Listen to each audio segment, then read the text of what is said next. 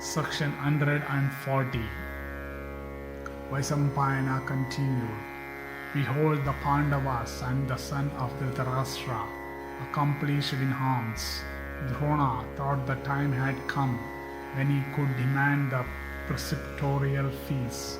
And O king, assembling his pupils one day together, the preceptor Drona asked of them the fees, saying, Seize Drupada, the king of Panchala, in battle, and bring him unto me.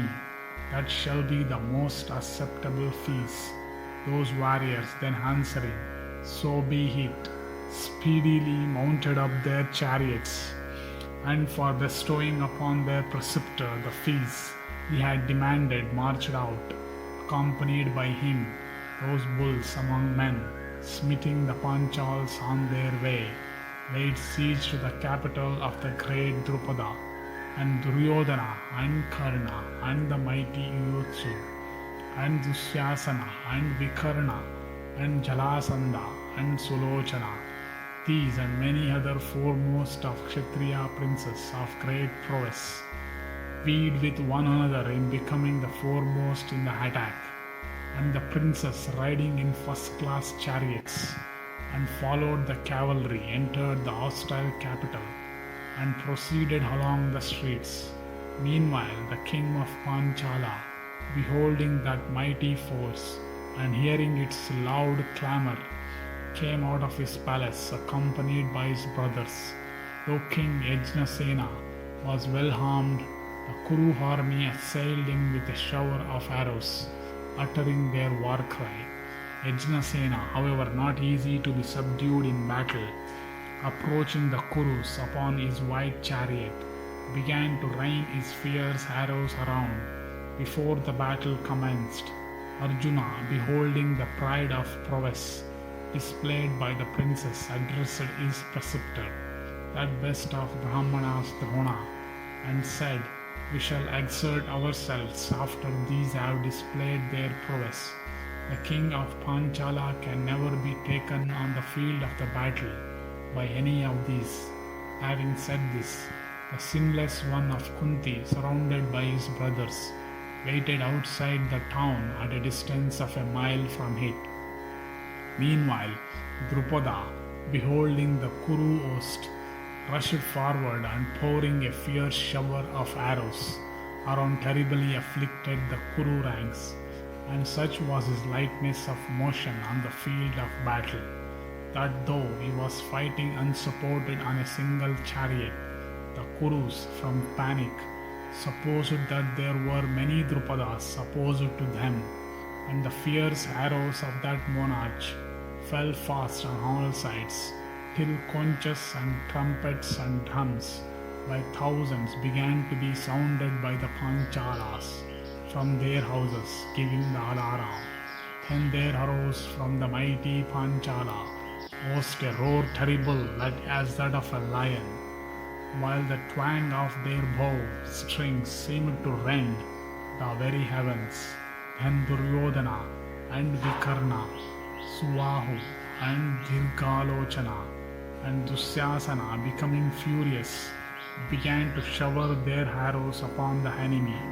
But the mighty bowman, Prishata's son, invincible in battle, though very much pierced with the arrows of the enemy, instantly began, O Bharata, to afflict the hostile ranks with greater vigor, and carrying over the field of battle like a fiery wheel. King Drupada, with his arrows, smote Duryodhana and Vikarna, and even the mighty Karna, and many other heroic princes, and numberless warriors, and slaked their thirst for battle. Then all the citizens showered upon the Kurus various missiles like clouds showering raindrops upon the earth.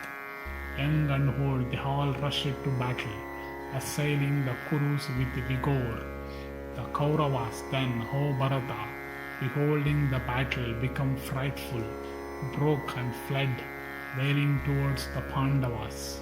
The Pandavas, hearing the terrible wail of the beaten host, reverentially saluted Drona and ascended their chariots. Then Arjuna, hastily bidding Yudhishthira not to engage in the fight, rushed forward, appointing the sons of Madri, Nakula and Sahadeva, the protectors of his chariot wheels, while Bhimasena, ever fighting in the van mace in hand, ran ahead.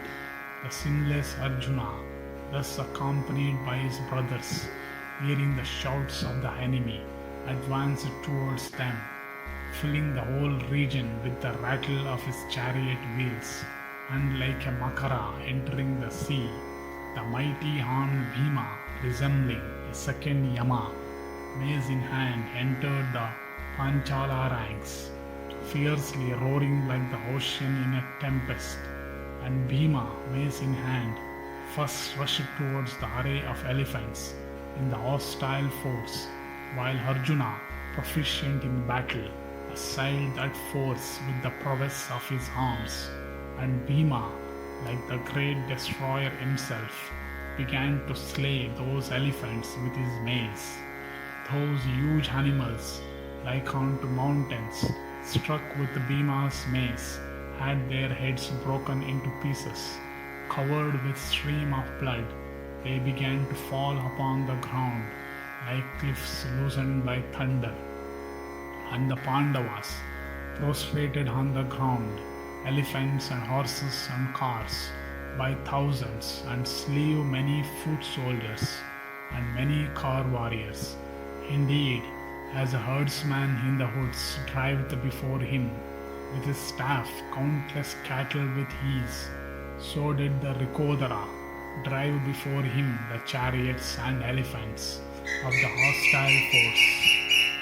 Meanwhile, Phalguna, impelled by the desire of doing good unto Bharadwaja's son, assailed the son Prishta with a shower of arrows, and felled him from the elephant on which he was seated.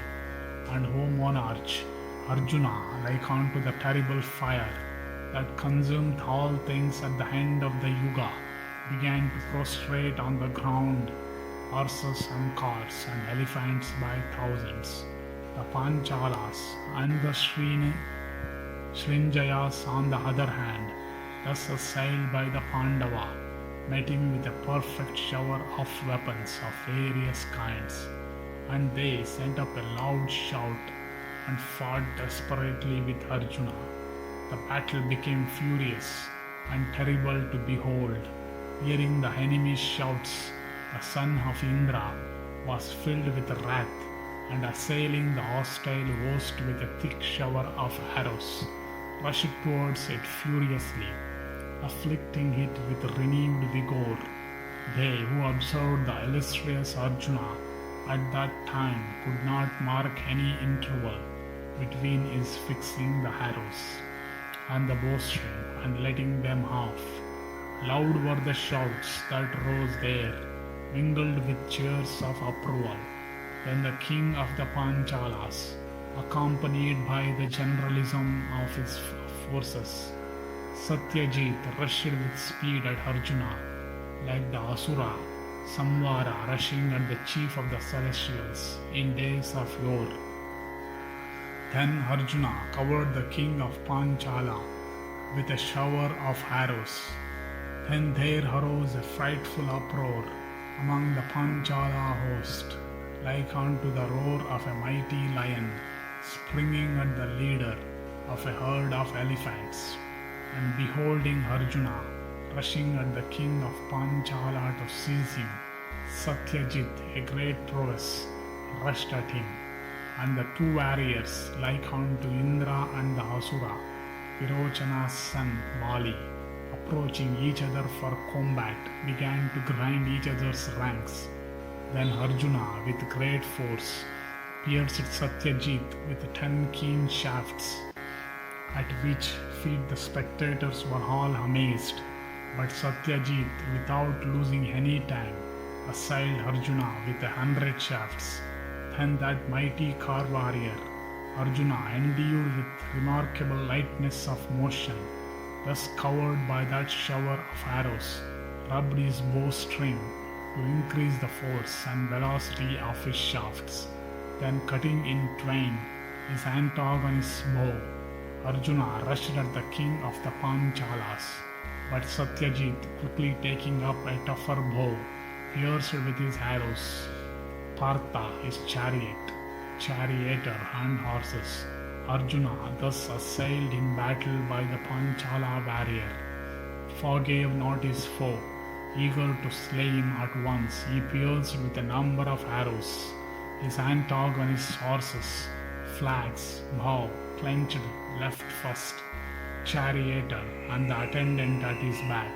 Then Satyajit, finding his bows repeatedly cut in twain, and his horses slain as often, desisted from the fight. The king of the Panchalas, beholding his general thus discomfited in the encounter, himself began to shower his arrows upon the Pandava prince. Then Arjuna, that foremost of warriors, crowned with success, began to fight furiously and quickly, cutting his enemy's bow in twain,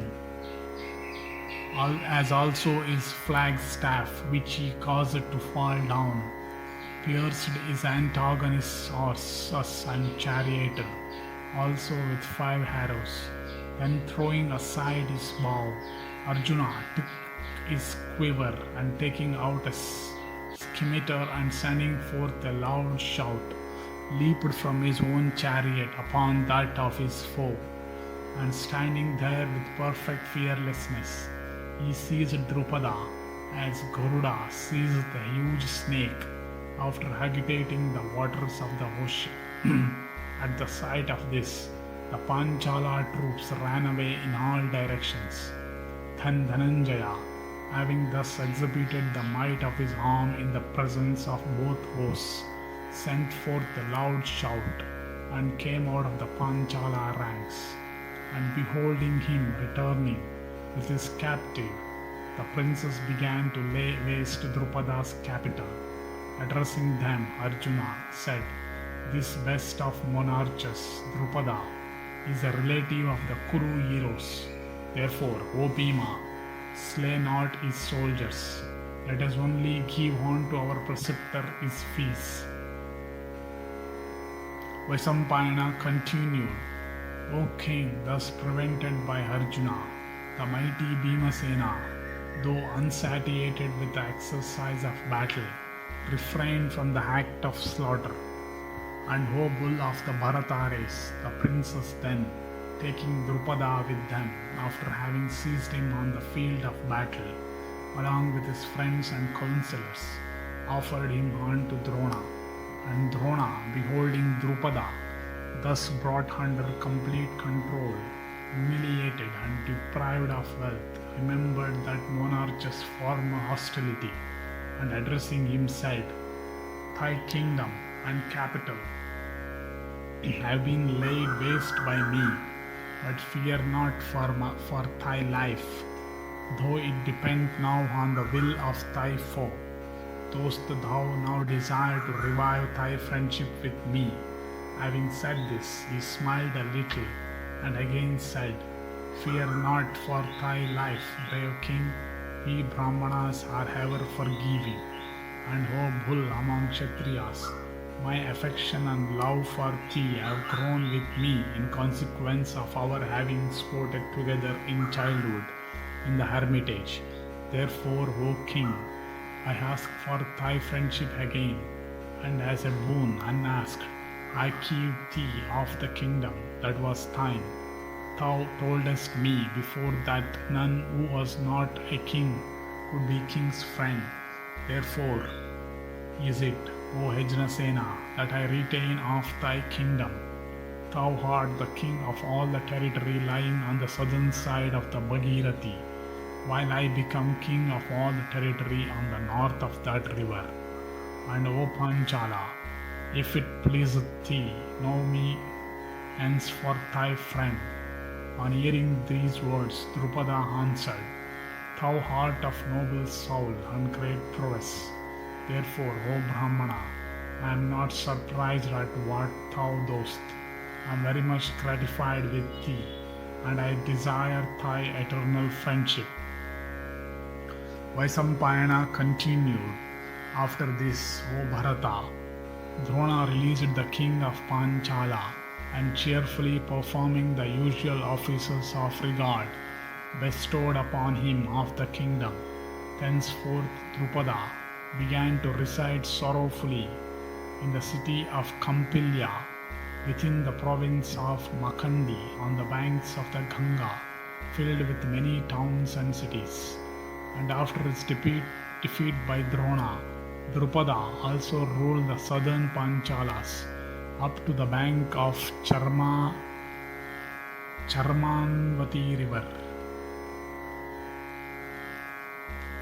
And Drupada from that day was well convinced that he could not by Kshatriya might alone defeat Drona, being very much his inferior in Brahma, spiritual power, and he therefore began to wander over the whole earth to find out the means of obtaining a son who would subjugate his Brahmana foe. Meanwhile, Drona continued to reside in Ahichatra. Thus, O king, was the territory of Ahichatra full of towns and cities, obtained by Arjuna and bestowed upon Drona. Thus ends the 140th section in the Sambhava Parva of the Adi Parva.